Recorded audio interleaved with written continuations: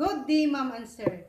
My name is Yunor, 39 years old. I'm from Santo Tomas, Davao del Norte, Philippines. I am a single parent. I have two daughters, 11 years old and 12 years old. My highest educational attainment is 2 years graduate in Business Information Management. My hobbies are cleaning, cooking, reading the story. I am the pet lover. I have one dog and one cat. My experience are take good care of the child. I work as a domestic helper in Hong Kong for 2 years. September 8, 2017 to October 8, 2019. I served one couple and two child the age of 5 months and 2 years old. My duties are taking care of the child, cooking, cleaning, doing laundry, ironing, and car washing. I want to work in Hong Kong because I want to earn and save money to my family and children.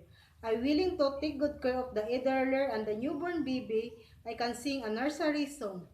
Are you sleeping? Are you sleeping, Brother John? Brother John. Morning bells is ringing. Morning bells is ringing. Ding dang dong.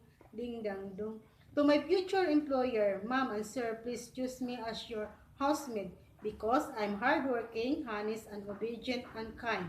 I promise to be a good housemaid and I promise to prioritize my job and finish my 2 years contract or more.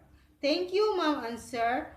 To looking forward with you as soon as possible.